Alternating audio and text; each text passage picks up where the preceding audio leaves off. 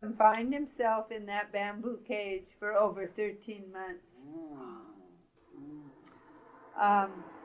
Upasni Maharaj confined himself in that bamboo cage for over 13 months.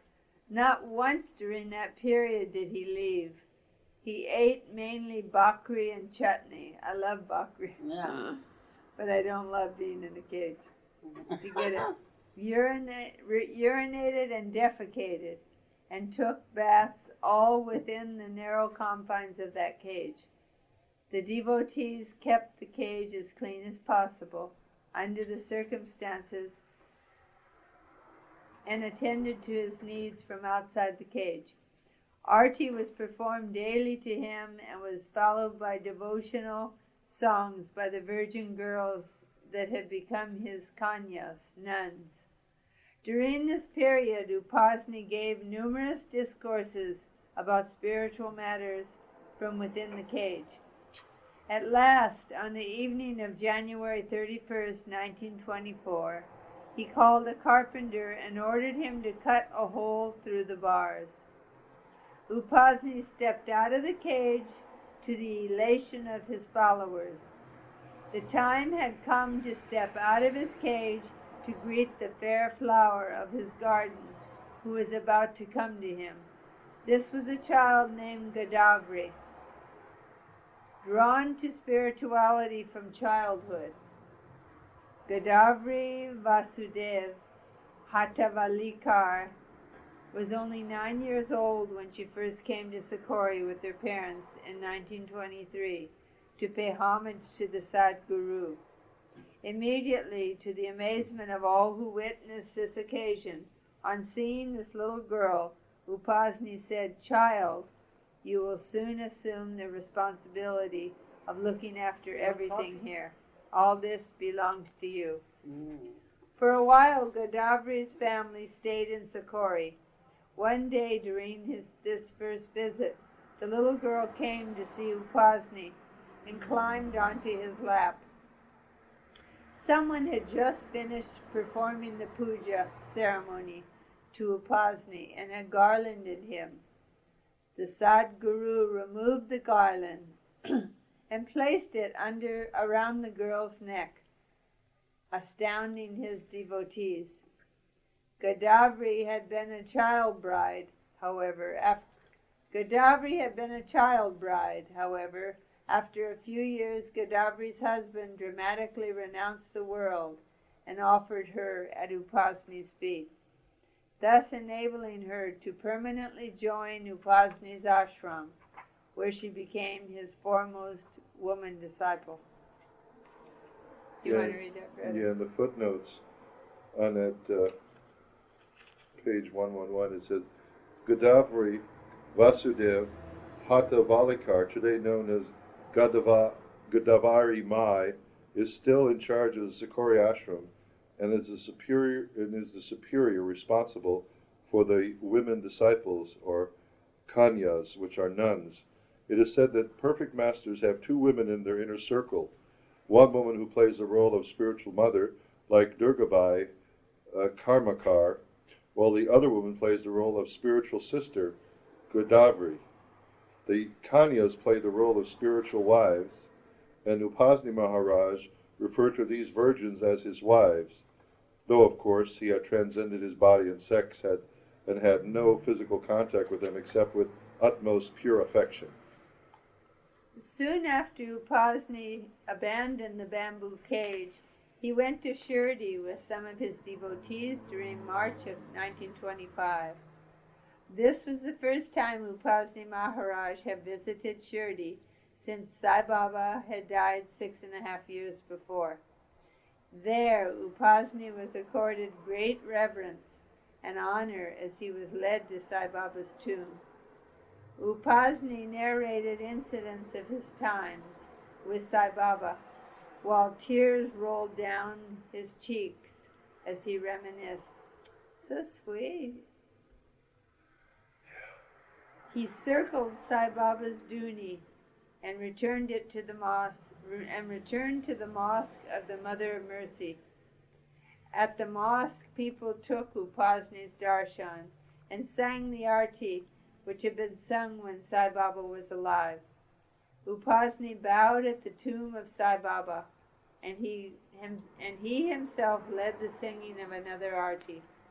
Upasni walked to every spot connected with the work and memory of Sai Baba. Finally, he sat down under a tree near Khandoba's temple and wept for a long time. No one could grasp the reason he was weeping, but for those who witnessed this touching scene, his tears were wine which bathed their hearts. Oh. Through Upasni Maharaj, though Upasni Maharaj was renowned as Sai Baba's chief disciple or chargeman, he visited Shirdi only one more time, 10 years later on April 14, 1936, when again he was welcomed with the utmost reverence. Gus, do you want to read some? You want to read some? There's not so many names. We're almost through, actually, because there's pictures. Good, that's good. Yeah. Hindu temples, great and small, sprang up around Upsasni's seat at Sakori, became Upsasni's permanent place of residence. But at times he would travel around India, visiting Hyderabad, Bombay, Kolhapur, Indore, Benares, Surat, Nagpur, Jabalpur, Ahmednagar, Pune, and many other places. As this Sadhguru had devotees throughout India, it had great effect on Hindu contemporary culture. He had particularly great effect upon Mahatma Gandhi.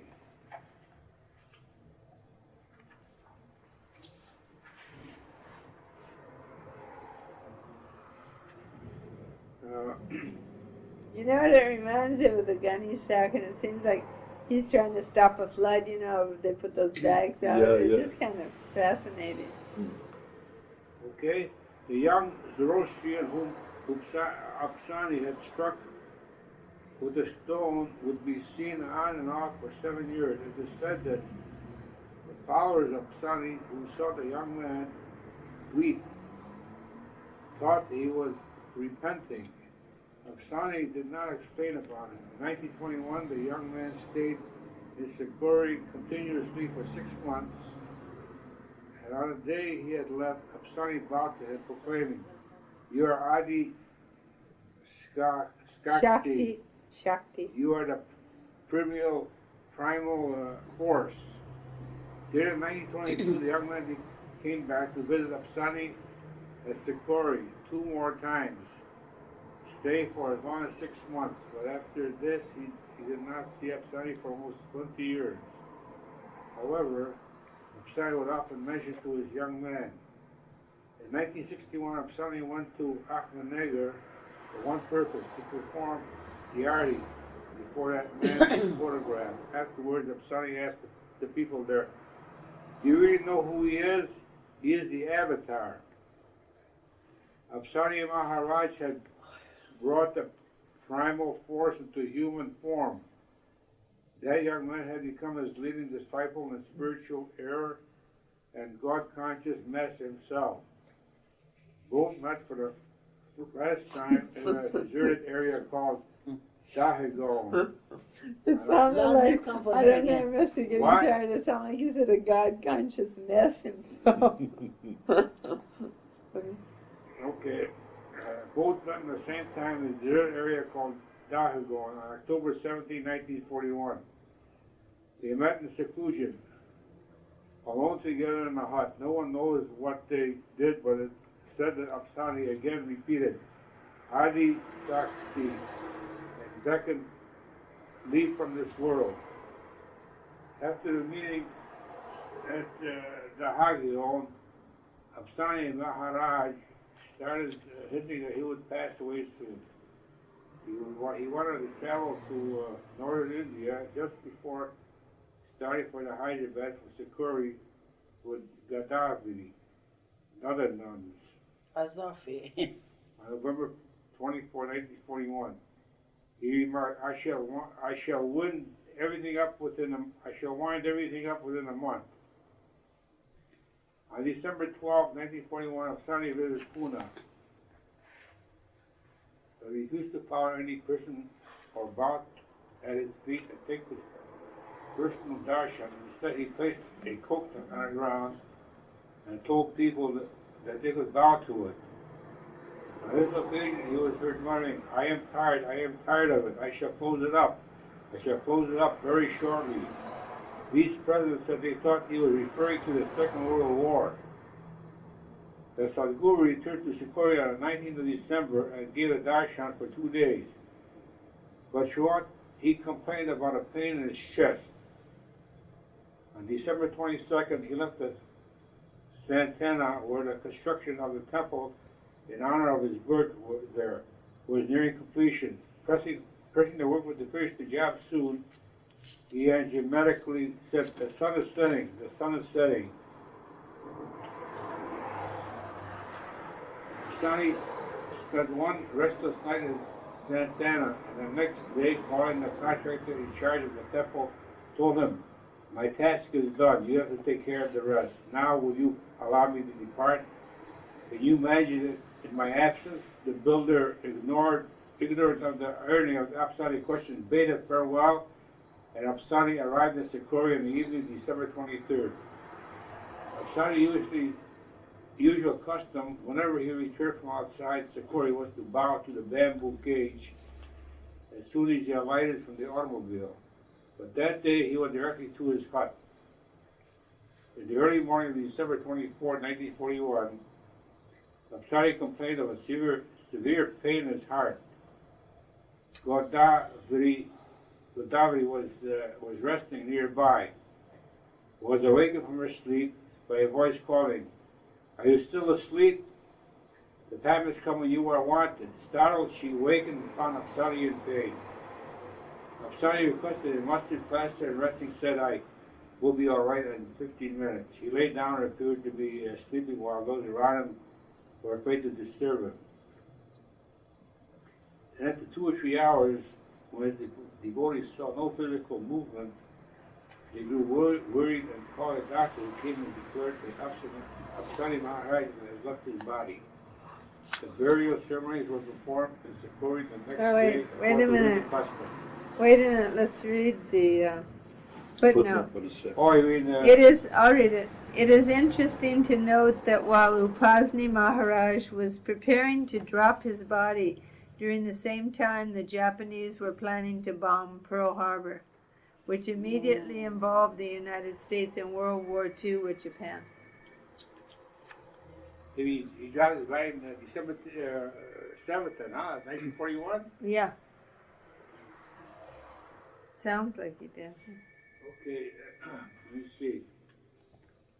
The burial... What was it? In the early morning, December 24, 1941, Upsasni complained of severe pain that was worse than you. Are you still asleep? I read that. Yeah. Upsasni requested a mustard plaster and the rest said, I will be all right. I read that too. Yeah, the burial ceremonies. The burial ceremonies was performed in Sikoria the next day according to Hindu custom. The cremation and procession of the devotees before the fire took several hours. The song of the singer was sung by the flames. His ashes were enshrined at Sikoria, where his light burns brightly in our age. O Upsasni Maharaj, our repeated salutations to you. Your name will be revered for ages to come. You brought down the Ancient One, gave him the knowledge to wipe away the tears of our age. Jai Baba. Jai Baba. Avatar Meher Baba Ki Jai. Avatar Meher Baba Ki Jai. Avatar Meher Baba Ki Jai. Thank you, Baba. Oh, that was great. Baba. That was Yeah. great. That's it? Yeah. It's Wednesday night. It's May 22nd. And this is Lord Meher meeting. And tonight's chapter in Volume 1, the biography of the age, Meher Baba, 1894 to 1922. We are with Narayan Maharaj, Lord of the Heart, page 20. That's one of Baba's 5 perfect masters. And by the way, Narayan Maharaj's birthday is this Saturday. Wow. That's the Happy birthday for all of 25th. us. Yeah, May 25th. Oh. And it begins. And everyone here, we have people here doing a mailing for the Sahavas, and so we'll hear people's comments about these pages as we read on. Excellent. Narayan Maharaj, Lord of the Heart. A little boy who was an orphan in the eyes of the world became a king of the universe. Wow. This boy was not Narayan, God in name only, but truly became Narayan, conscious God. And who knows how many received the wine from his innocent glance, how many he guided on the path to realizing God. A middle-aged Hindu named Rim Rao lived in the village of Sinji in the city of Bagalkot in southern India. Rim Rao had a deeply religious mind, and his wife Lakshmi, which means wealth, was wealth itself through her devotion. Until he was 34 years old, Rim Rao and his wife were childless. This was a disappointing aspect of their marriage. Mm-hmm. However, happiness came into their home on May 25th, 1885, when a son whom they named Narayan, Lord of the Heart, was born to them. The parents' joy knew no bounds, but the father's joy was short-lived, for when Narayan was only 14 months old, Rim Rao suddenly became mortally ill and died. Lakshmi Rao was overcome with bereavement, and were it not for her responsibility of looking after her son Narayan, she would have passed away with grief. Although a widow, her destiny was to care for her son. Amidst her sorrow from the loss of her husband and the joy from her young son Narayan, Lakshmi bore her burden courageously. After Rim Rao's death, his brother Kashyapa took Lakshmi and Narayan to the city of Bagalkot. But misfortune in one form or another was destined.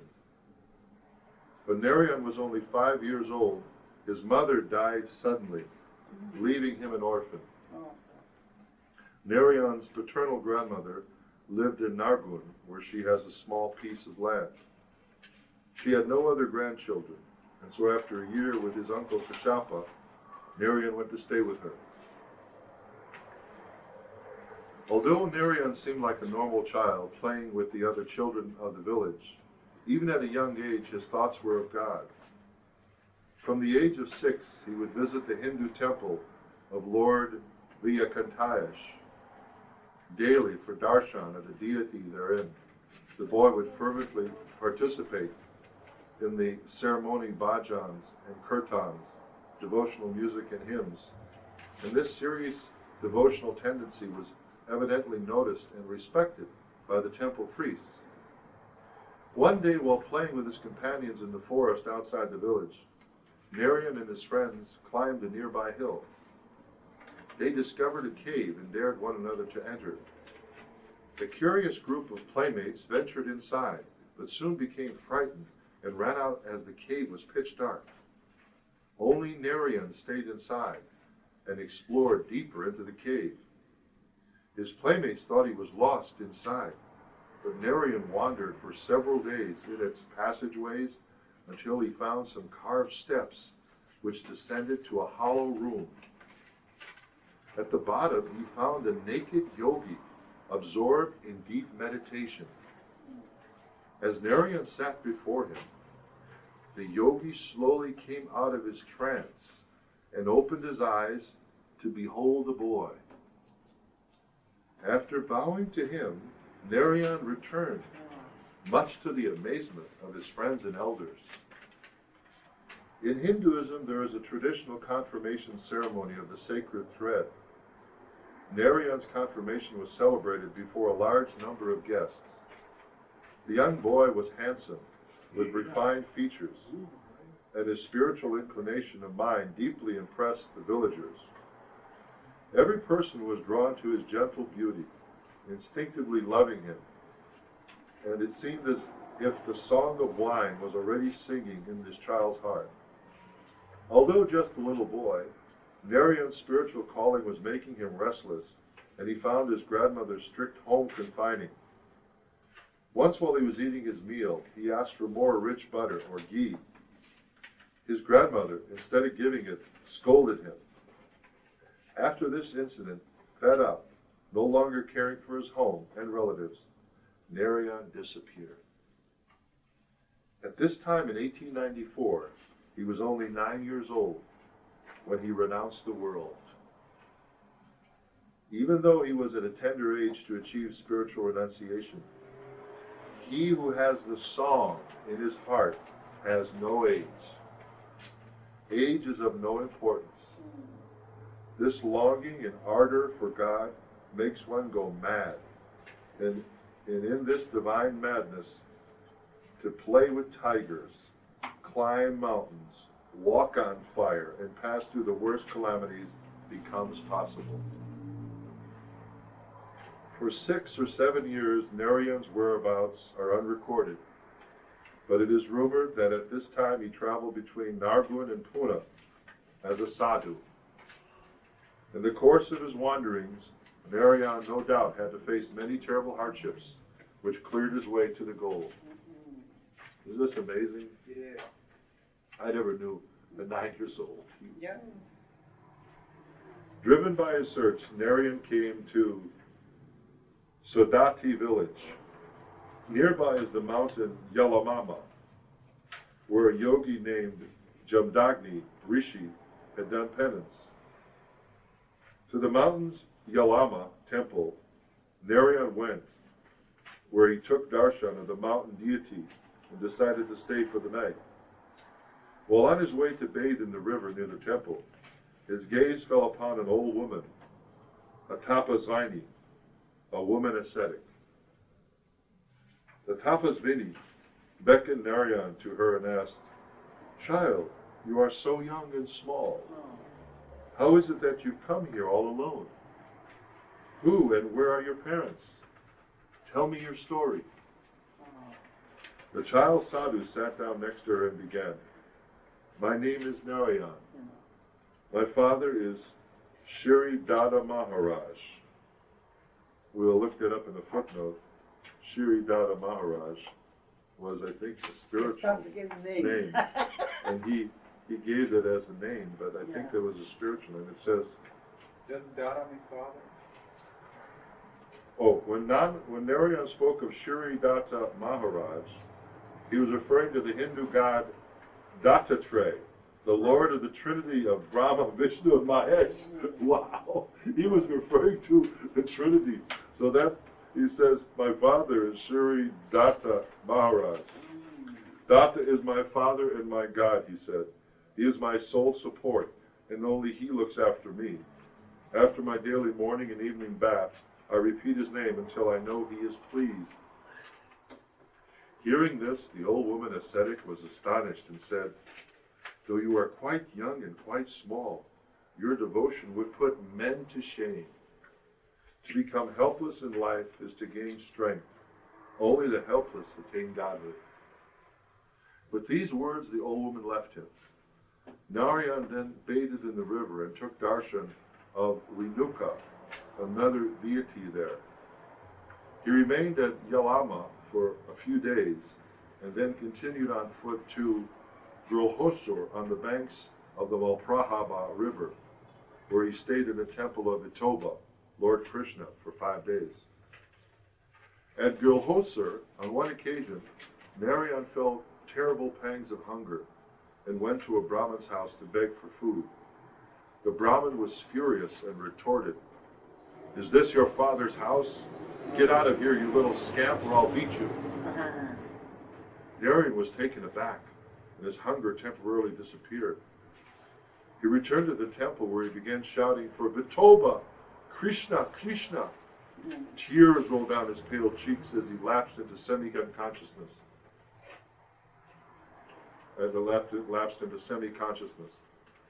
Later in the evening, an old woman entered the temple, bringing food. After offering it to Vitoba's statue, she placed the food before Narayan, but he declared, "I did not ask for your food. I asked Vitoba." The old lady gently replied, "But child, this is Vitoba's.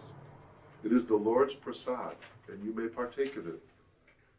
So Narayan ate the food and thanked Vitoba for answering his call. Vows, poetry. How can he who is God's not be protected? Even a tiger approaches him like a lamb. Wow. Oh. And there's a picture of Narayan here in perfect yogic posture. Oh. On his forehead is the mark of Shiva, the third eye. But look how thin he was. He was just so thin. Narayan abandoned the city of Gurlhosar to move on to a thick jungle where he stayed in a temple dedicated to Shiva, the greatest of yogis. The temple had been deserted and he was all alone. One night a tiger, roaring from hunger, entered the temple, but Narayan was unafraid as the tiger cautiously crept very close to the boy.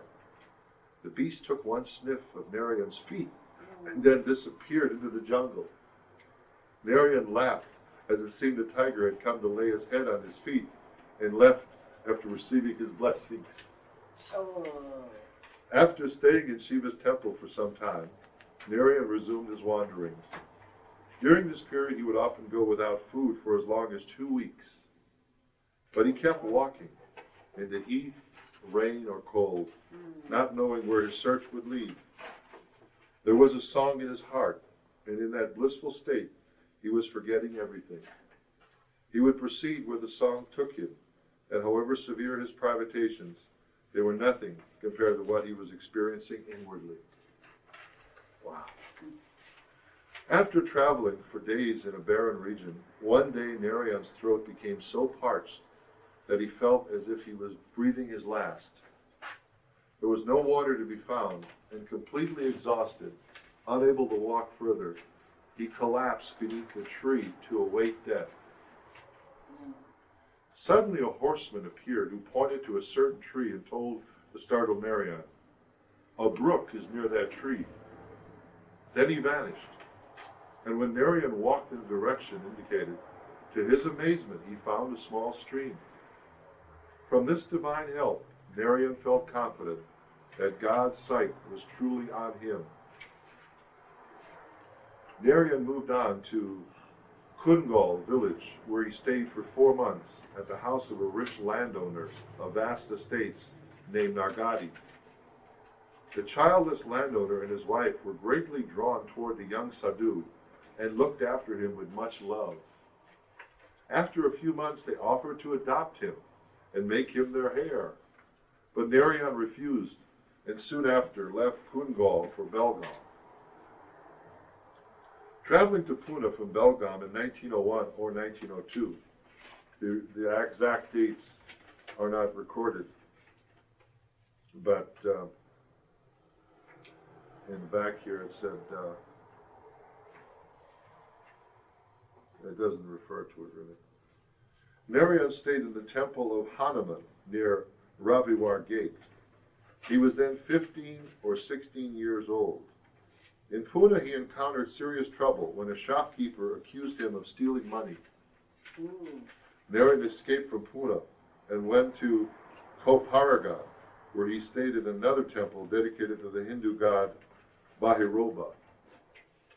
People began to be drawn to him, and he would lead the bhajan singing. Time passed pleasantly, and the echo of the song in his heart had its effect upon anyone who came into his physical contact. Wow. Bao keeps talking about the song. Remember he talked about Upasni had the song? Right, right. And even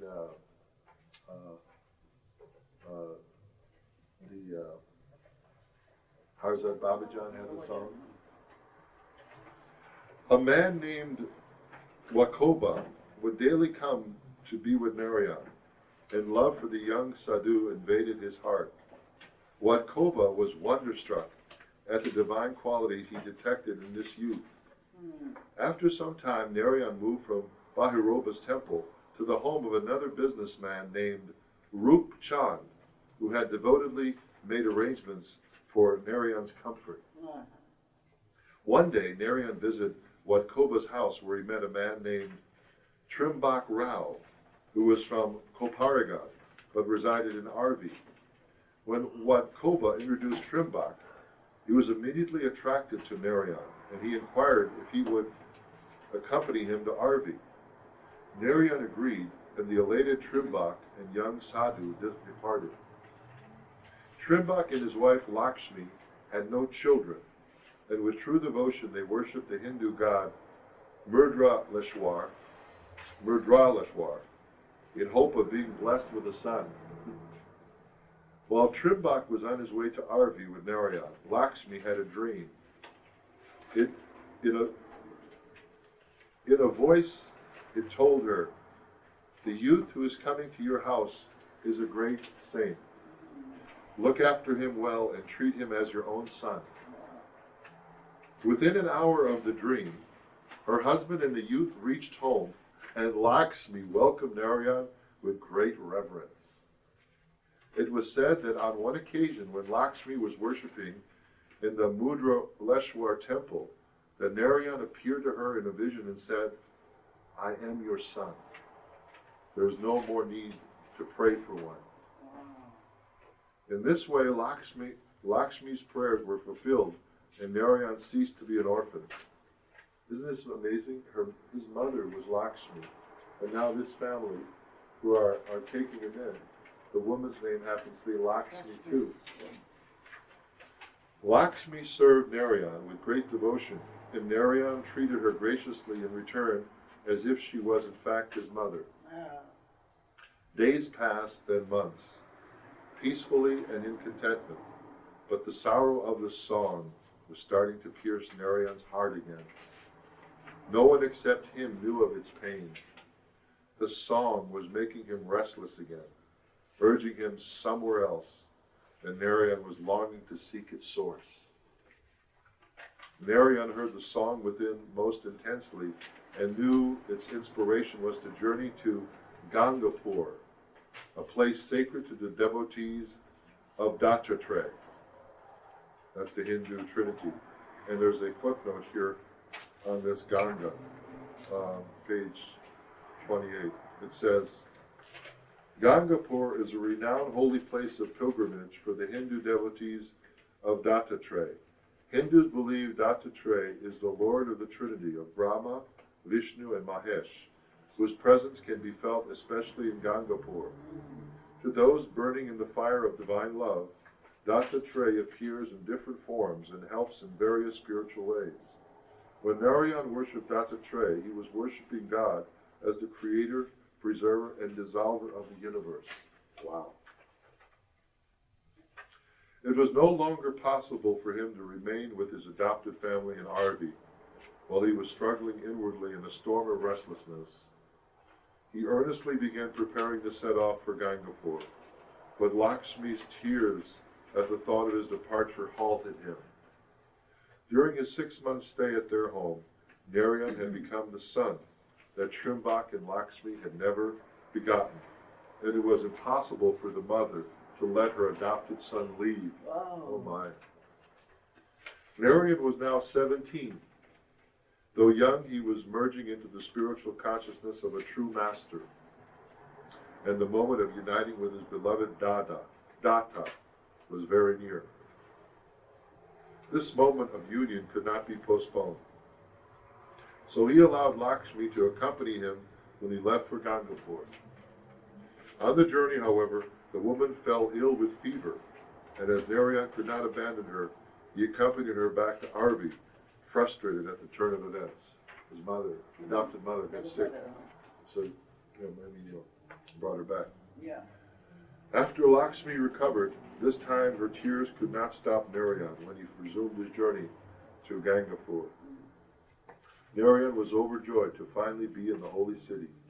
He remained under a neem tree near the confluence of 2 rivers, where he gradually became musk-like or got intoxicated, though through his spiritual experiences and overwhelming bliss. Now more of a musk than a devoted sadhu, the youth appeared mad, and it seemed as if all his saintly qualities too had been burned away.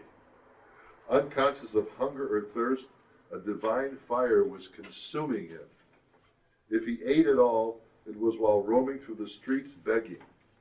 And if he would consume the food then he would consume the food as if possessed.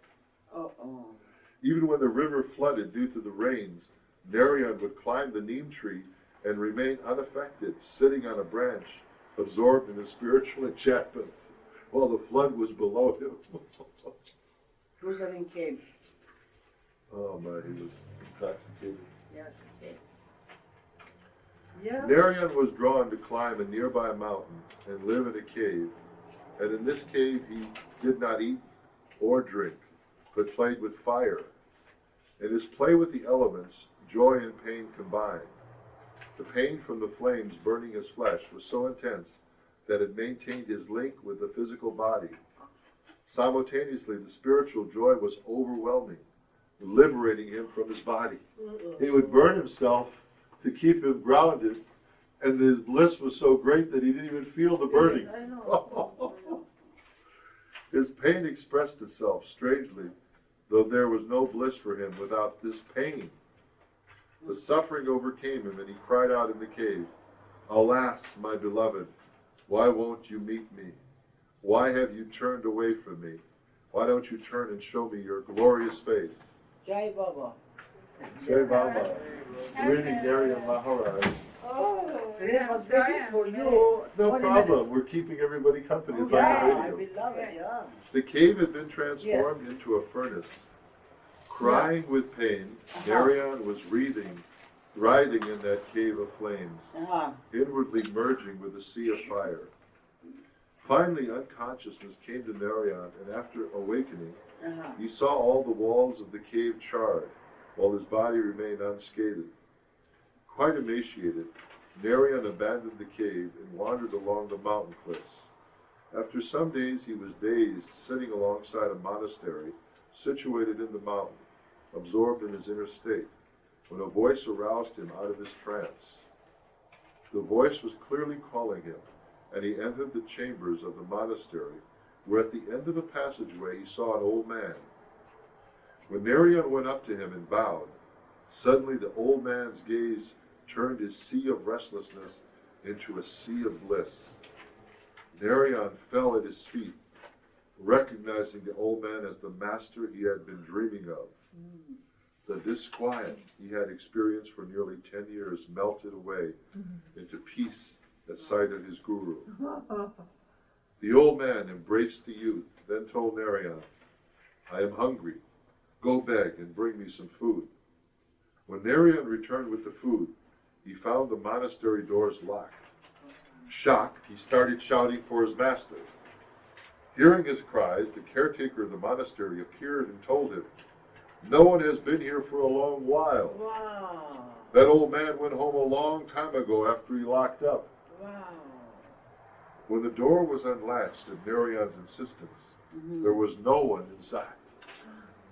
Narayan was bewildered, and he sat outside the monastery under a neem tree, silently calling upon his guru to come and partake of the food. The youth was overcome with tears, and the terrible restlessness that had left him reappeared with a fresh tenacity. Yeah. "Oh, Master, where are you? Yeah. Why have you hidden? Allow me to see your face again. I have brought food for you as instructed. I will not eat until you come and take it. Come, Master, come soon or I will die without you." For 3 days, Narayan wept bitterly. The deep pang of separation was killing him, when suddenly he saw his guru standing before him. The old man sat down alongside the youth and accepted the food 3 days later. The guru then gave the remaining food to Narayan, telling him, "Finish it. This is my prasad to you." As soon as Narayan swallowed the first morsel of food, the appearance of the old man completely changed. He found that the old man was none other than Dattatreya, the Trinity himself. The what? Someone before. Dattatreya is the Hindu Trinity. That's the Hindu Trinity. Kennedy came to. Deity. The old man's body has transformed into a young man with 6 arms, and his old face transformed into 3 heads. Yeah. Hi, Jai Baba. Did you have a Lord Mayor meeting going on in all the mailing? We're reading for you guys.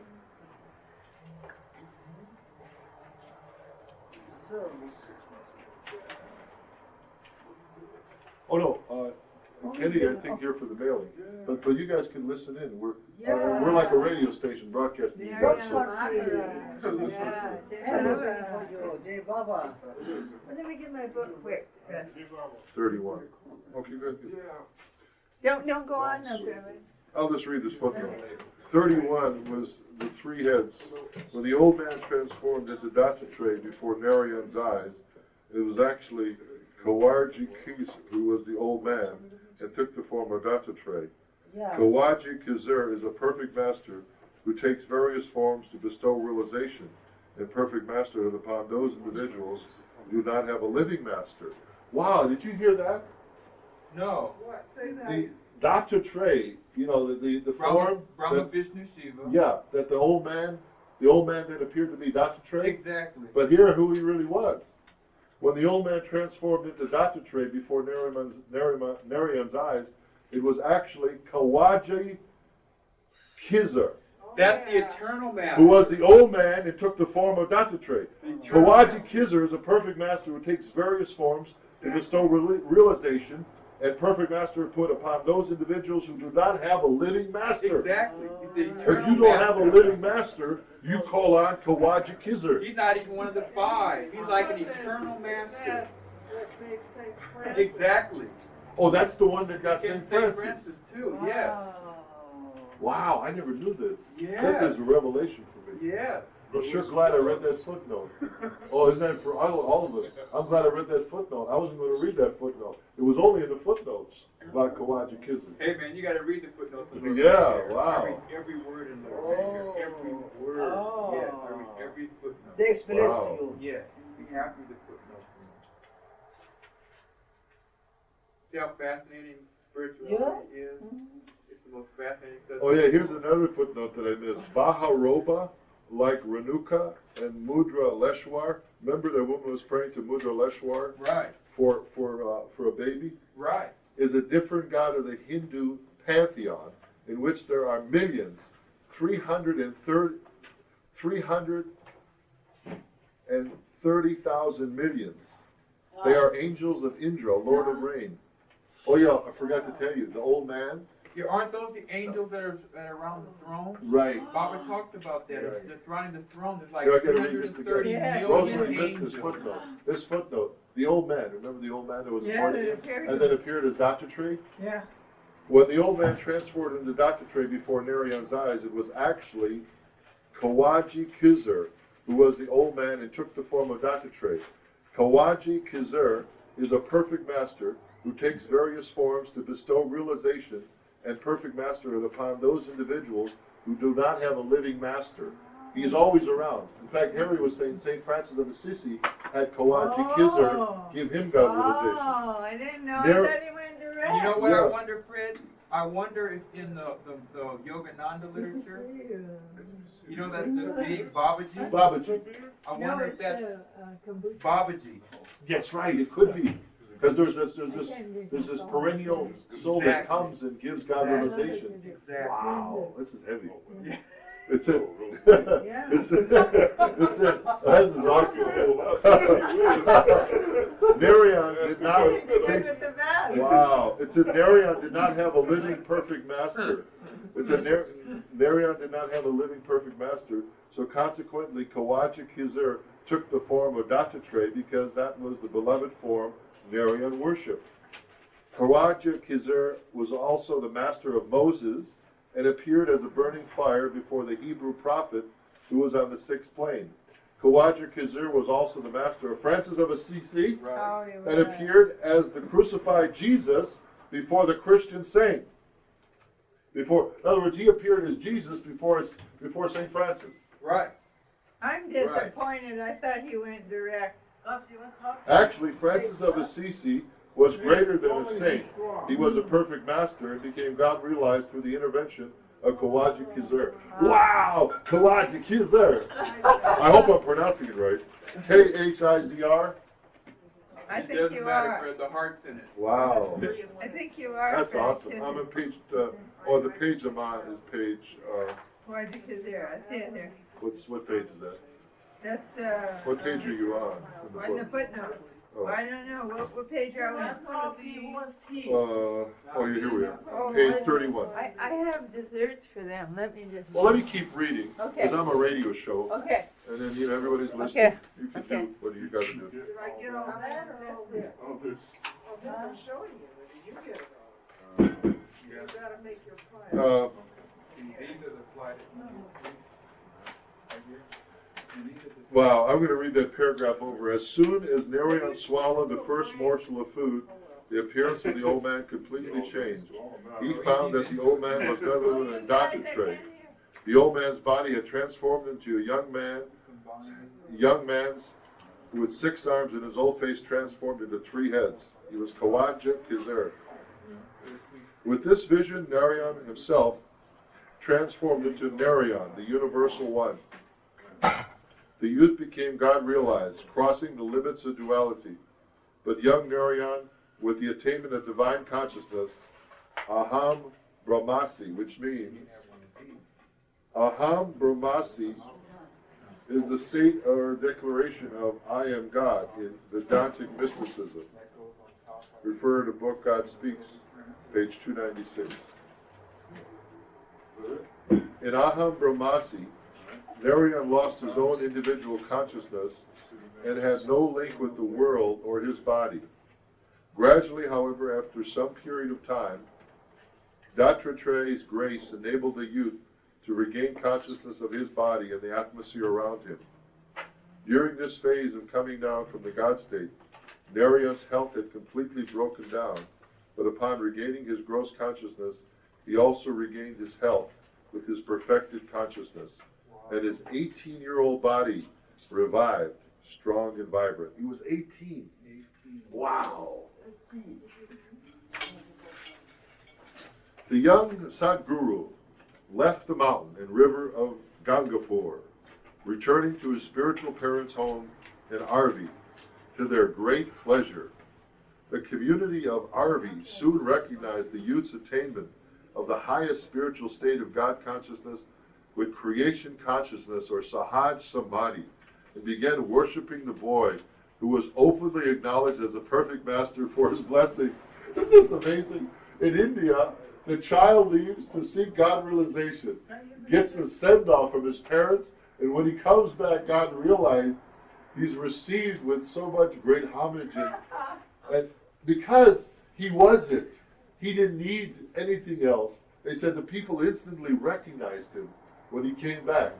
He didn't have to do a thing. The people recognized he was God real. He came back to Arvi. His adopted parents, Lakshmi, remember he left them? Oh, I'm fine, thank you. You know, Kennedy, you want coffee or tea? No, I'm okay, thanks. But you know, but it's, can you imagine that return home? How excited, I mean, how blissful that must have been. An 18-year-old boy. His appearance then, as a child, Narayan was small, approximately 4 feet 6 inches tall. Right, he was very At 18 years old. Yeah. Children adored him. 4 feet 6 inches. Laughing and jumping about, he would lovingly play with the children. Thus, for some, Narayan soaked the soil of Arvi with his wine.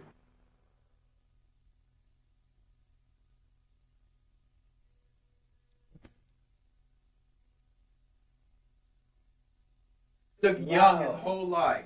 Wow. And his appearance hardly changed at all. And just towards the very end, he just like aged like overnight. My God. So in other words, everybody would think he's like going to be Yeah. there forever. Yeah, right. God, what unbelievable! I mean, this is stuff that most of us in the West here, man, can't even fathom. You know. People like it. We have it. Shivava, welcome, brothers and Yeah. sisters. Shivava. There they are. You were looking for last picture. Well, can I tell you, folks? Every day, I tell you, I don't know if it's me or if you guys feel the same way, but I feel this world is going so fast.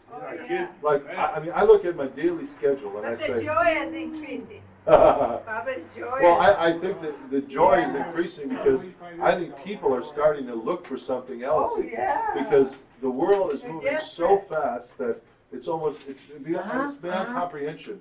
Like, I see myself at my desk and I say, I just was here yesterday. You know, and the next day, Groundhog Day. Groundhog Day. Exactly. True. But, It's true. I mean, I was but it's so wonderful because it's like it's forcing us into the eternal present, right with Baba, because it's just ridiculous. well, it's like Swami X on Century Cable. He says we got 5 years left before the dissolvement of the universe, of us. You probably I have mean, 5 I minutes. sort of like it though. You ever watch? Oh, you don't see it. No. But he's sort of a happy dude. He uses 4-letter words and cusses. On and what channel? He's on. Like my kind of Swami. You know, he's on Central Cable. He's a guy. He looks like Colonel Sanders. He has a white beard with white hair, but he's an American, and he's probably in his 70s or something. And he just speaks in hip tones. He's a hip guy, and he tells people to stop drugs and this and that. Oh, good. And he uses vernaculars like, you know, you guys are going to blow your brains out using that stuff. You don't But even you know what, hear. Fred? That's the perfect kind of person to deliver the kind of message he's Exactly. delivering for people. Exactly. Well, you know, all It's the like if you like this, my children. Oh, yeah. exactly. Well, all the guys in the studio like him. Yeah. And work. Hey, he's all right. Yeah. That's He's one of us, you know. Exactly. Swami X, they call it. Swami X. Anyway, we'll continue now. After a while, page 32 in the middle of the page.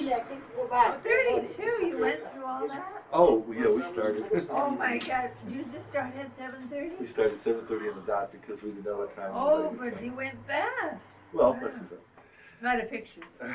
At 32 in the middle of the page. After a while, Narayan was not satisfied with Arti as his headquarters. 34 miles from Pune, the young Maharaj selected a farming village named Kedgaon. How's that pronounced, Harry? Kedgaon. Kedgaon. Kedgaon, Yeah. as his main center of activity. Right. Harry visited there. Yes. Oh, He began by staying near an old Kedgaon bet, a small island, in 1903. He wished to purchase land there, but since the farmers refused to sell any, in 1912 he moved a few miles away to a new bet and purchased land there for his permanent ashram. To New Bet. What does that mean? A bet is just it's like an island, a small island. It was to keep away from people, like you have your own like little area. Narayan's chief female disciple, named Anjani Bai, was a one-time prostitute in Bombay, who knew many prominent social and political figures. Really getting good. Oh yeah, she knows everybody. Sounds like Heidi Place to me. Right. The woman, Heidi Place. the woman had become very wealthy in her profession, and she had an exquisite singing voice. And it was through her voice that she would arouse the passions of her rich patrons. Go, girl. By a wicked enemy, I don't want any of that stuff. No, you don't know that. That's very I don't good. want any. Look, hey, wait, I ain't got no place to. You can't put it in there. we'll stop for a pause for For a while.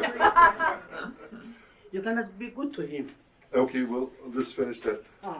By a wicked enemy, though, she was deceived into eating some poisonous pond leaf. And although she did not die, she lost the sweetness of her voice. Pon is that stuff Yeah. that Lonnie Yeah, was the doing? beetle Pon. root that turns you Pon. red. Pon. Turns Yeah, your okay. your tongue Red. red. Yes, yes. That the men eat a lot of and they spit it all Yeah, over. they spit it all over the Very streets. popular. You see these red It's like an spots. intoxicant. It is. It gets you caffeine. It's like a rush. Yeah. Caffeine rush. Yeah? Yeah. For months she tried to seek a medical cure, but to no avail. Finally, she started consulting yogis and gurus, but they did not cure her. One guru suggested she visit a sadhu who used to sit alongside the road. He was Narayan. The woman approached him and pleaded, "I have been told you have the power to restore my voice."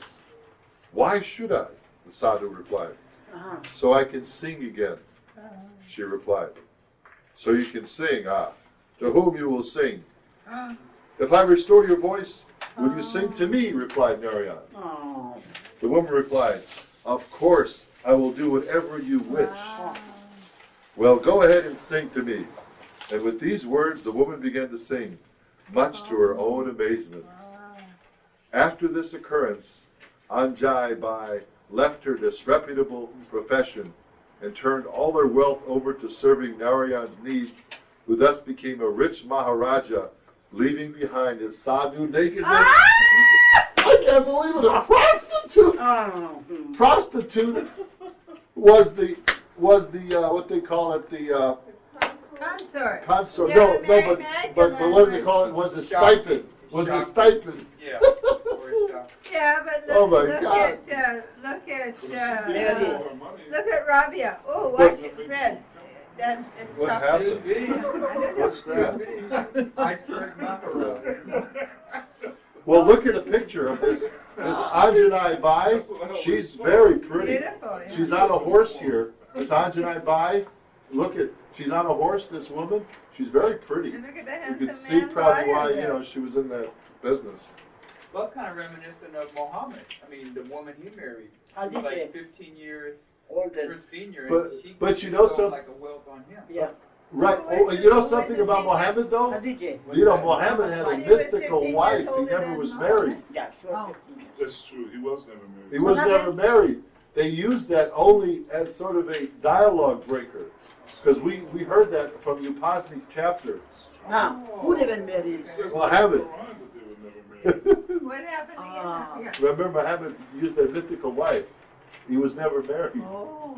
Oh, I'm reading chapter 7. I'm sorry, I'm ahead of you. Oh, I'm that's reading okay. chapter 7 That's at home. okay. At home, I'm reading So it. what? No, but anyway, it says in there, we'll get to that later on, probably about 6 months from now. We'll read chapter 7. Chapter 7. It's chapter 7, volume 7. It's volume 7. Volume okay. 7. Oh, But anyway- volume 7. Yeah, I anyway, have volume 7. I know. But anyway, the point Year is, 2000, you'll but you know, this is an unbelievable thing. Can you imagine the Christian coalition of the United States or of the world letting a prostitute bring the number one, leader of the faith? But you know something, it shows you how it This doesn't matter. country is too religious for that. Anyway, why don't you pick up But on this chapter? Oh, yeah, but in Kedgaon. Where are we? Okay, later. How come I'm Well, still just here? for Fred, Oh, we're on the next page. and just think too that Baba said that there's going to come a time when the real story of Jesus is going to be told. Yeah. Wow. Yeah. Yeah, the Where real is that story of book? Jesus. Remember when he was in Kashmir and he pointed out that the general Yeah, this yeah. is I where was Jesus there was too, yeah. Hard one. buried. Yeah, I can't. He did Yeah. not die on the cross. No. That's right, the vow said that. Yes. Wow. And Baba So, pointed it out. Not exactly. so what he you're just saying, indicated. someday somebody will. Baba indicated that. He said the real story of Jesus will be Wow. told. Yeah. At Kedgaon, Narayan had built a beautiful temple consecrated to Dattatreya, in which he would perform daily in Hindu fashion puja, worship. It is said that Dattatreya would appear physically every day when Narayan worshipped. The young Sadhguru's fame spread. More and more people came for his spiritual guidance and blessing, and this once remote, barren land of Kedgaon was gradually inhabited by Narayan Maharaj's followers increased. As Narayan Maharaj's followers increased. Where's Kedgaon at, Harry? It's a little bit outside of Pune, about 40 miles maybe. In fact, that's where my train I think it derailed. is, not too That's far where my from train derailed in the story, and I went through Kedgaon back to Pune from there. So in It's this just like a picture, bus out there. Yeah, they Wow. have Pune buses, yeah. Yeah. yeah, Locals. So.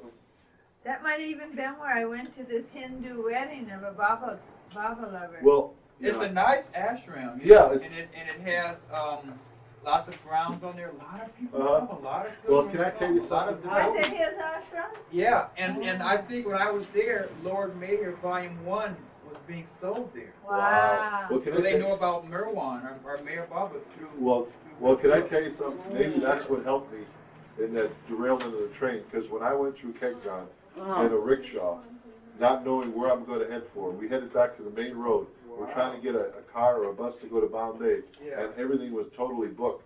So our only choice was to catch a double-deck bus back to Pune, a local bus, which made stops and every little stop.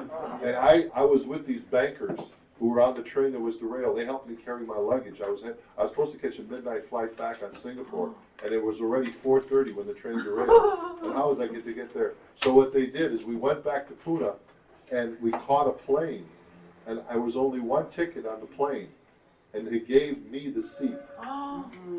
And I got out of India. Oh my God, on time. And I arrived at Bombay Airport at 9:30. My plane left at midnight. I arrived just as the check-in stand opened, so I got best seats possible. A seat with the leg room and everything. It was as though I was turned from a disaster into a funaster. I mean, something that reminds opposite of disaster. Yeah. It was just wonderful. This picture says Narayan Maharaj gathered with his devotees during the 1930s in front of the Dattatreya Temple, parading the adorned statue of Dattatreya. Well, look at Dattatreya. See, it's three-headed. Right. It's the preserver, creator, and destroyer. Dattatreya, I love that. I wish I could get a statue. Dattatreya, is that the dancer too? No, Shiva. No, who's that dancer? Shiva. No, Dattatreya's the dancer. Yeah. The dancer. Yeah. You see the dancer, like with the circle around him? That's Dattatreya. Well, maybe Shiva too. But you can go to the Vedanta temple and they have these I'll tell you about these. statues. Yeah. But you got to remember, friend, there are thousands of Hindu deities. There's 300,000 million. Go ahead. Good. A perfect master's ways are unique, and it is truly beyond normal intellectual understanding to grasp their significance. In accordance with Hindu rites, Narayan Maharaj would worship Lord Dattatreya and impress upon his disciples to do the same. Every day, early in the morning, he himself would take darshan of the marble statue of Dattatreya in the temple, which is said to have come alive. Oh, Yeah. footnotes. Page 35. When the marble statue of Dattatreya came alive, it was actually Khwaja Khizr. All right, there it is again. Khwaja Khizr was there again. That's going to be my favorite. Yeah. I'm going to keep saying that. It's I like a love code the word. name. I'm going to say a code word to a club. Khwaja Khizr. Can't get in without saying that name. I love it. Say double K. In fact, we should start a men's club. We're the adult now. Oh, all right. Wow. In the form of, when the marble statue of Dattatreya came alive, it was actually Khwaja Khizr in the form of Dattatreya, who appeared in the temple every morning during Narayan's worship. Wow. So, he was special. He was special. Wow. And then this book's so exciting, I can't believe it. Wow. I never knew about this Khwaja Khizr. Well, you That know, he was there for St. Francis. This is volume And for 4. Volume 1. Yeah. And then he was there for Moses, the same Khwaja Khizr. I think he was mentioned in another Bible book. Really? I can't Wow. think of which one. last week, Fred, it was that, Yeah. last week it was so phenomenal, that meeting, and The other spiritual. it was so outrageous. I Remember know. we laughed so It was much? Upasni's birthday. Yes, Did it you know was that Upasni's Ryan's birthday is this Saturday, the 25th? Oh my God, you're kidding. Yeah, we started off by saying that. He Oh. was born in, What day? on the 25th of May in, Wow, almost the day of Bagalkot. in May 25th, 1885. Wow. Isn't that amazing? Wow, And so yeah. that's why it's so great we're doing his story this week, because it's the 22nd. Oh, Is that great? Yeah. And last week we had Upasni. This is uncanny. Well, And how when many? is Baba John's birthday? Baba John's, I didn't get that one. I wonder when it is. See if it's in the middle here.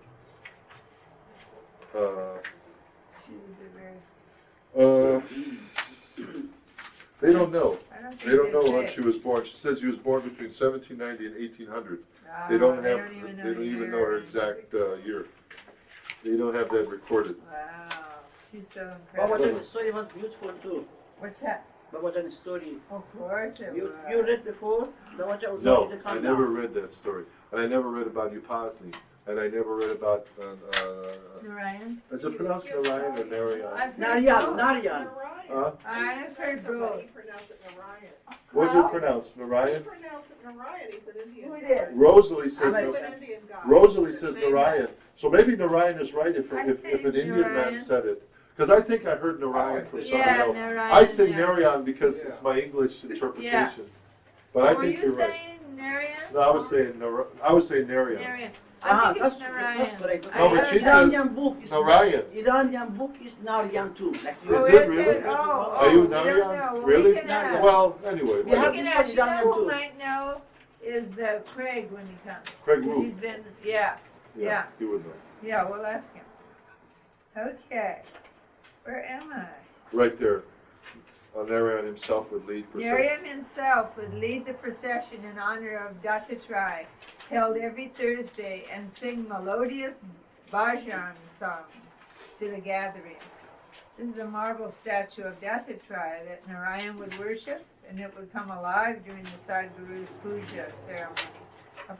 Approximately 2 feet in actual size of white marble and green granite. I You wanted know- to tell you, No, what do you want to tell? I wanted to tell you something kind of far out. How Baba is so, like Baba says, he's infinitely active. I go to the Vedanta Temple to shop because they have a lovely store with all Yeah. this sweet stuff, you know. And it was a big sale. So someone asked me, you know, they're saying, "Oh, are you coming to the service?" And I says, "Oh, not today, thank you." I may not have my big pendant there, but I said, "Not today, thank you." Anyway, you know, it's very sweet feeling there. So anyway, I finished shopping, and I'm meeting a Baba lover at the center here, Cookie. Remember Cookie? Cookie, yeah. That lives out in the valley. So she came to visit, and I thought I had to leave. And I go, and the parking lot is chained on both ends, and it's locked. And I have to go back, and I say, I can't get out. They call a man with one of, you know, with a Sanskrit name, so I didn't know who it was. And when I get out there, you know who it is? Richard. Oh, our tall Richard? Well, he's tall, and he's Richard real who? quiet, and he wears kind of like Who, threads. Richard who? His name is Richard Bragstad. Oh, not our. And he's come here several times. He's like a very kind of silent person. He has rimless glasses that he attaches with strings around his ear. You know, like nylon. Yeah. And so I says, "Oh, I didn't know he was almost like a monk there or something." I says, "Oh," I says, and then I was feeling so much joy. And he says, "Oh," he says, "I wanted to know when the Sahabas were." Ah. You know what I mean? I don't think he previously wanted to know somehow. And all of a sudden, no. Baba had me locked in the And lock. so you Oh told my God. Yeah. To meet him. Yes. Wow, You Baba, believe Baba, it? Baba, I Baba. was so I Baba. know Baba's work. Don't Wow. tell me. Yeah. Yeah. But I mean, this was just so That's so- obvious. He That's locked so- me in the it's lock. so beautiful. Where is Yeah. the temple? Where is the temple? Oh, it's very nice. Hollywood. It's right by where Billy lived. He moved from there, but Oh, it's, in Hollywood. Vine goes up the hill. Yeah. I'll tell you later. Okay. Sunset Vines or no? We No, walked it up the hill. I'll tell you later. Because it's very sweet. I like going there, but not for the service. I thought after being here and hearing heart talks, I tell you, Sometimes I go Hare I- Krishna you know, here. I like that too. People People outside. I like the vibration. I know, It's mental for me after Baba meetings. Ah. You know, we don't know how well we have it. You know, I know, until you I go know, somewhere else. I know. Narayan would also sometimes worship Shiva. Wow. The greatest of yogis, or the phallic Shiva lingam, and often wore the mark of Shiva. Oh yeah. Worship was a great part of this perfect master's work.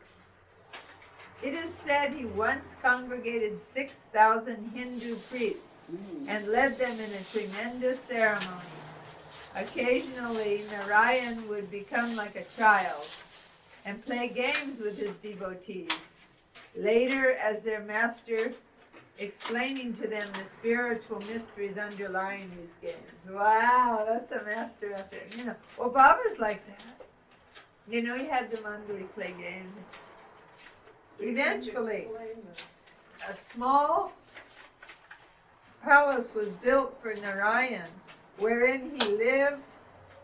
Yeah, but Baba's awakening us to the games, you know, and gave mass darshan in the hall. In the rear of the palace was his lounge, of course, bedroom and kitchen.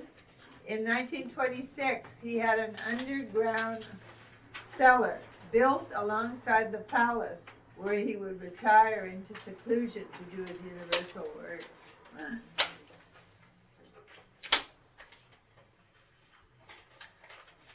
Really speaking, that sounds like Bao, doesn't it? Really speaking, a Sadhguru has no regular occupation. Yeah, a little Bao slipped out there. He says that a lot.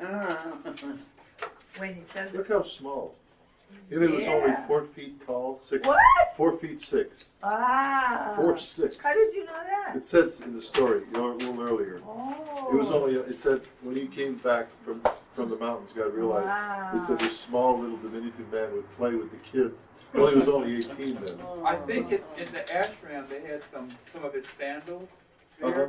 They were like, Little kids' shoes. Oh, look, and you can see how. I mean, he must have weighed under Like a 100 child. pounds. He weighed Yeah. under 100 pounds, definitely. yeah. But his body was so. He reminds me look of Spike Lee. I don't Yeah. I mean, he's got that. I mean, really, Spike should be so flat. Yeah. I mean, dude, he's got that. You know, real. You know, he's a very agile. Wiry. Yeah. Wiry. Yeah. Oh, yeah. He probably could throw you across.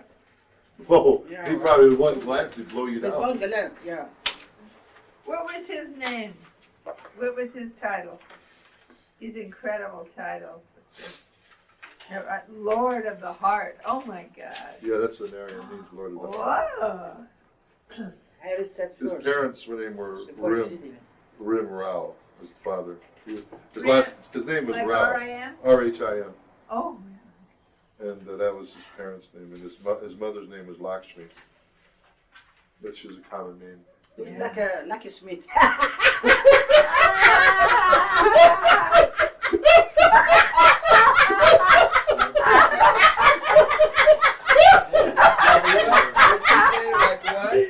Like a locksmith.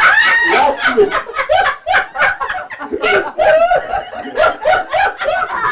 You know, Captain, you could probably do a comic stand-up on Indian names. You could say, oh, locksmith, just like a locksmith in America.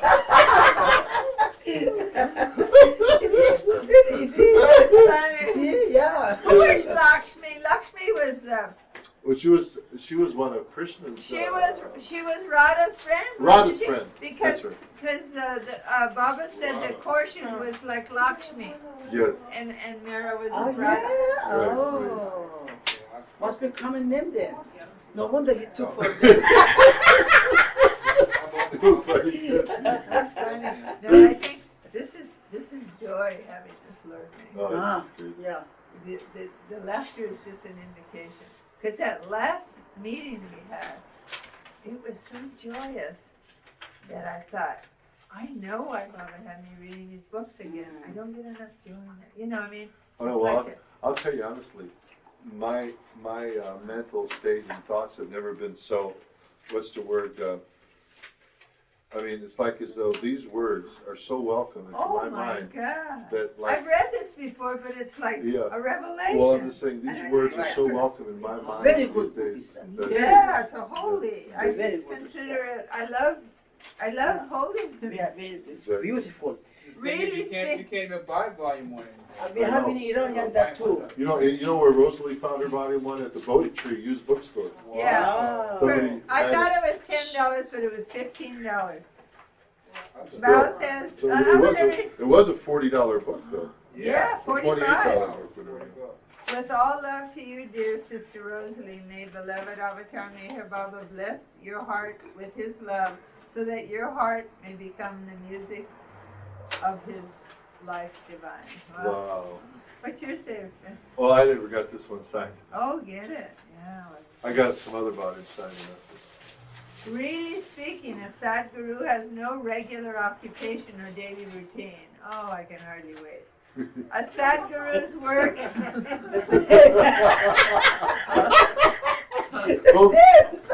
Help one. Spontaneous. Yeah. A Sadhguru's work is to emancipate others from their worldly bondage, and the various mediums he employs. I do get a taste of it, just being caretaker. I have a ball being caretaker, right? Let me tell you, when someone comes here, like someone phoned up recently, and she goes, oh, she says, I need 2 copies of Listen Humanity. She says, I'm right around the corner. Can you believe she's right around the corner? I mean, someone's right around the corner. You never knew who they were. And we're all out she of says her Listen boss Humanity. is on the mailing list. We're all out of Listen Humanity. No, I'll bring some more out Oh, you there. found some? Oh, okay. So anyway, we try to settle on the time. She comes, she calls me in the morning just as I'm leaving for work at the shelter, and oh, we had this joyous time. I mean, it was like, I tell you, she almost danced off. Really? Oh, yeah. And you never saw her before? No, we embraced. Wow. I mean, it was very joyous, and I says, tell your boss to call me. She said he's a Buddhist, but he reads Baba's book. Wow. Yeah. See that? So I gave him a picture of Baba, our free poster. I said, tell him to call. That's good. I don't know why. I just had something to say to him. I don't know at the time. And she was just, I says, the joy is getting better more and more. And I forget what she says. No, she says, it's already here. And she kind of almost danced away. Okay, a Sadhguru is God in human form. It has to be a Sadhguru. It can't be a Sadhguru. An individual who has become God, and he is beyond all bounds. I love what Mani says. She says, Baba gives us the highest authority. He gives us the authority to love him. His every activity is outside the scope of one's human limited vision.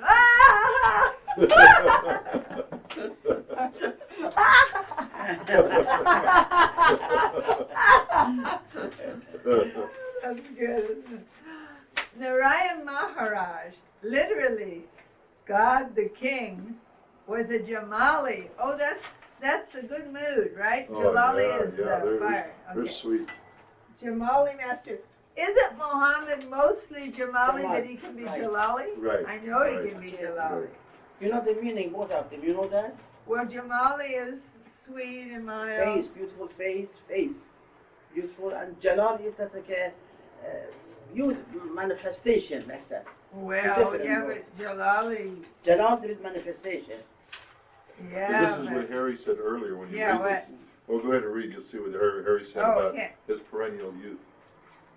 Narayan Maharaj, literally God the King. Oh, how'd they get the heart thing out of it? Okay. Was a Jamali master. He was gentle, kind, childlike, and seldom abusive. His disciples claimed that his physical appearance did not change for nearly 30 years. That's right. He had the same look. He had perennial youth. Wow. Though extremely short in stature, his lean body had beautiful definition and subtlety like a yogi's. His spiritual root was that of Raja Yoga. Footnote.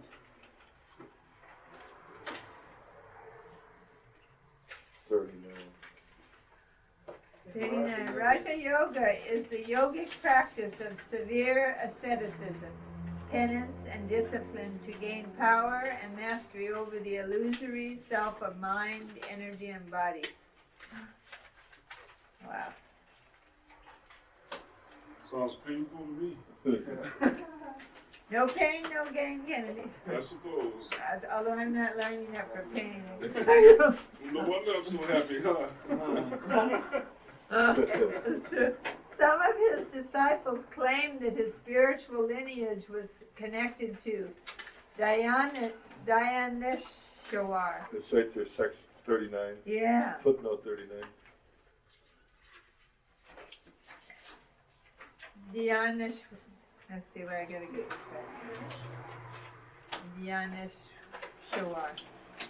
Dyaneshwar. A Sadhguru of Maharashtra was supposedly only 9 years old when he became perfect, and he only lived to be about 19. Wow. A perfectly short life. Changdeva was a Mahayogi of the fourth plane who used to ride a tiger and wore a cobra around his neck. Wow, talk about heavy too. Riding a tiger with a cobra around his neck. You don't mess with that dude. No, and he just comes in town like as though nothing's happening. I've seen him, it's kind of like Pecos Bill on the spiritual side. I've seen him in a picture. You did? It must be in India. Yeah. Chang Diva. I'd know him anywhere. The Chinese diva? Chang.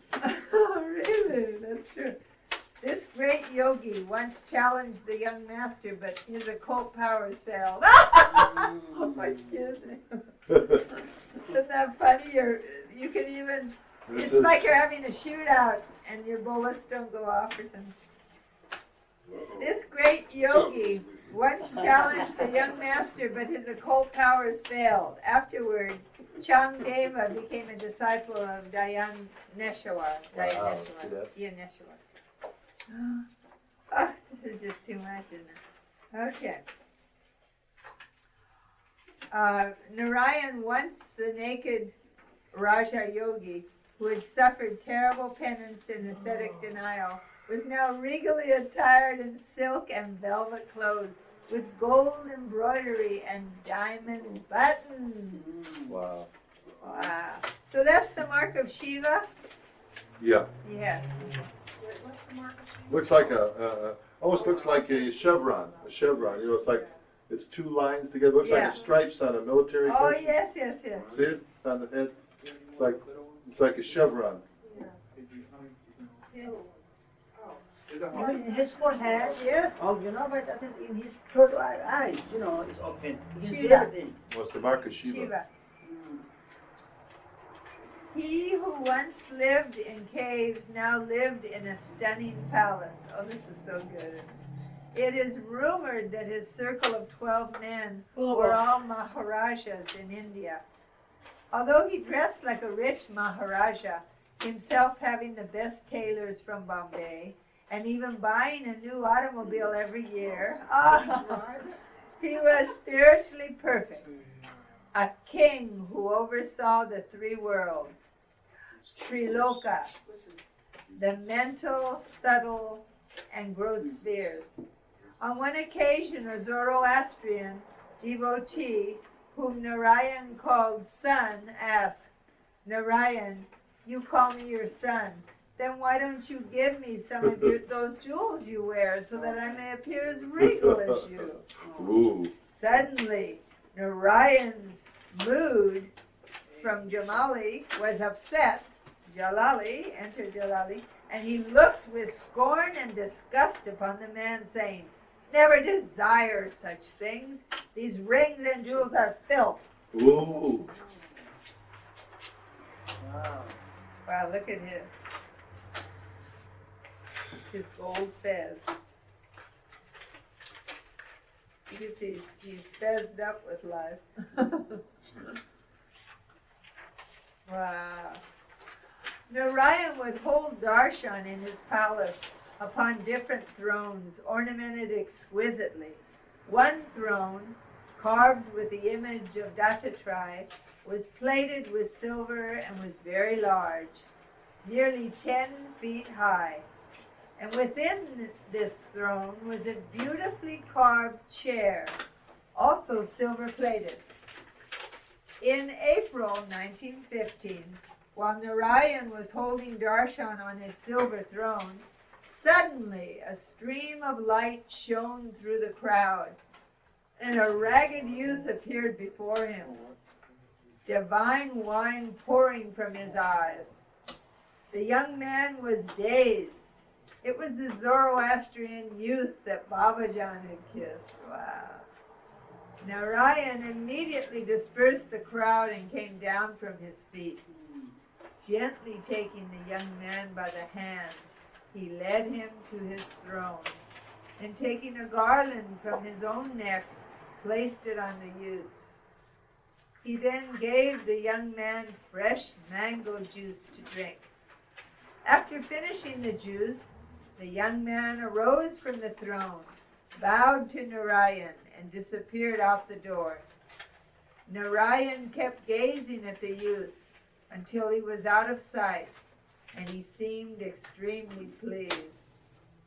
For the remainder of that day, there was no more darshan, and his devotees wondered who that youth must have been to have been seated upon their master's throne. Wow. He was the lone Baba. And wasn't that throne like a replica of the throne of God? See that throne? Yeah, it's supposed to be the throne of God. Not just any throne. But I think it was. Representing the throne that and it was God built by had. all these rich Yeah. Maharajas. Right. I think it even says that. It's the throne of the Lord or something.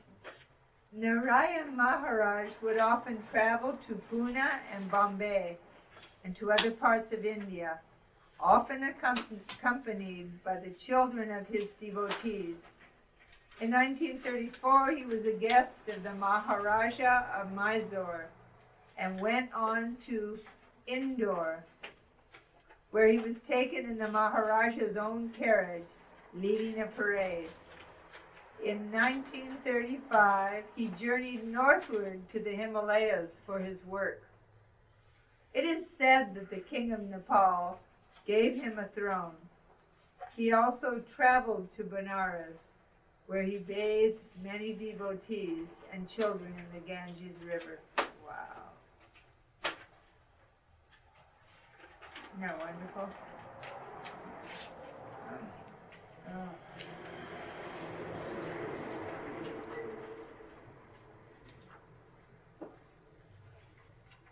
So the king of Nepal gave him that royal throne. Boy, did he age fast. He didn't age for 30 Wow. years. And he was only 60 here.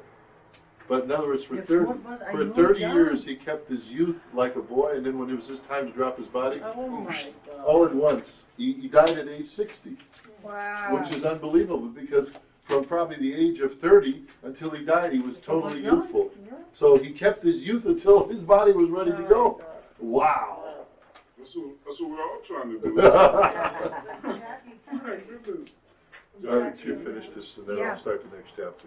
In India, the darshan or blessings of saints and gurus is a frequent occurrence.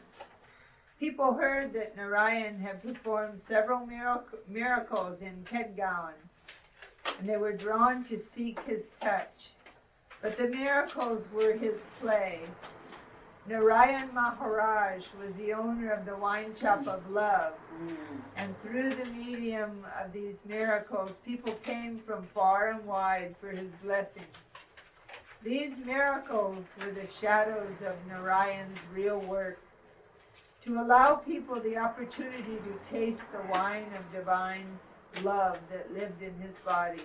I love the way these miracles were the shadows of Narayan's real work, to allow people the opportunity to taste the wine of divine love that lived in his body.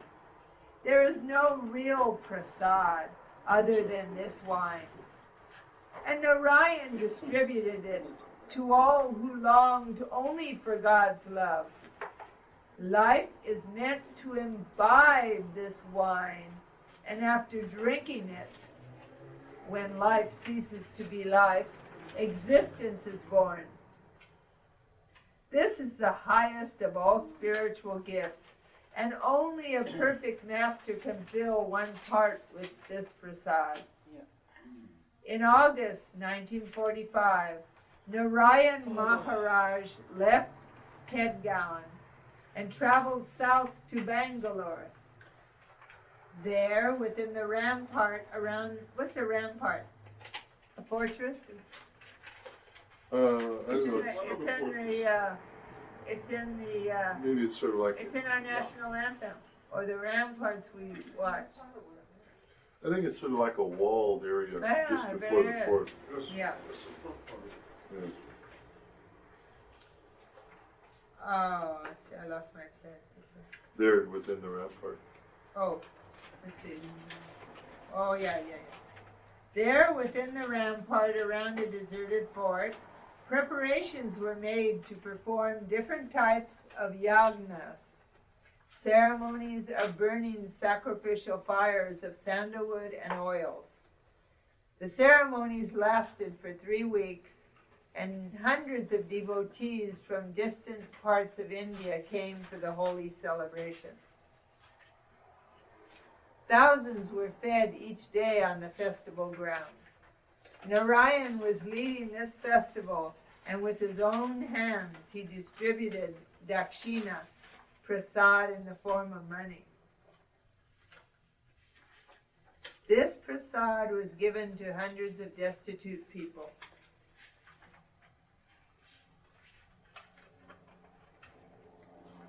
It is interesting to note that Narayan Maharaj made his final journey from Kedgaon during August 1945, after the atomic bombs were exploded at Hiroshima. Say that sentence again.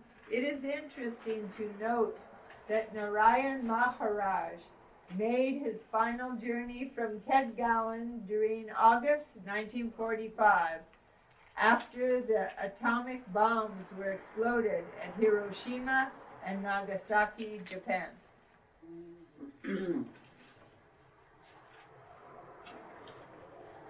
Okay. No one knew Narayan was consummating his universal work. He was radiating indescribable bliss. The wine of his love was at its zenith, and all his devotees and pilgrims seemed to be going mad from the intoxicating effects of the atmosphere created by Narayan. A mixture of bliss and frenzy stirred the air. But on the joyful completion of the yagnas, everyone's smile of wine turned into tears. For on September 3rd, 1945, Sadhguru Narayan Maharaj dropped his physical body. Throughout the city of Bangalore, there was a flow of tears and wailing. These tears contained the wine Narayan had given his devotees, and as their tears flowed, they unveiled the real form of Narayan Maharaj. Isn't that beautiful? These tears contained the wine Narayan had given his devotees, and as these tears flowed, they unveiled the real form of Narayan Maharaj. The Sadhguru's body was cremated in Bangalore.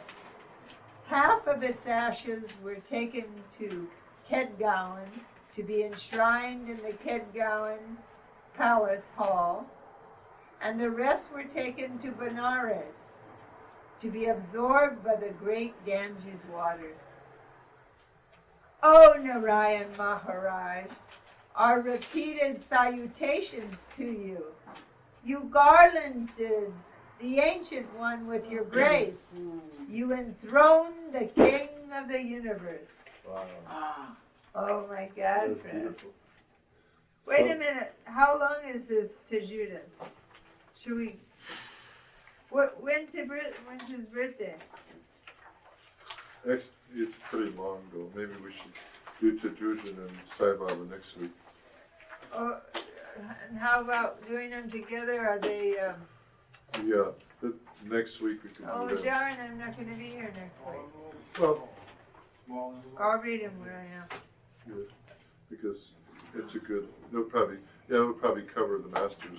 Oh, I love this, guys. Because this is the one we did Upasni isn't this already. the one that he got Yeah, he got- realized with tea? He said he was in the army. Something like that. Oh, yeah. See, and then from there we would start Get with. naked in there and dance. Then after next week, then we'll start with the parents of Baba, with Shurya, Wolkin, Dharamani. Yeah. We'll start with that. What a Then beautiful picture. yeah, then we'll get to the parents, and then we'll get more into the brothers and family, which that'll be great. Did I read you this? I might have read that. I'm going to read it to you all. This is a quote by Upasni Maharaj. No, we don't want to hear. Close your ears, Kennedy. God loves soft and delicate things. Pure love, pure devotion is the most delicate thing in the world. And that is all that God wants. He wants nothing else. All right. Isn't that beautiful? Jai Baba. Jai Baba ki jai.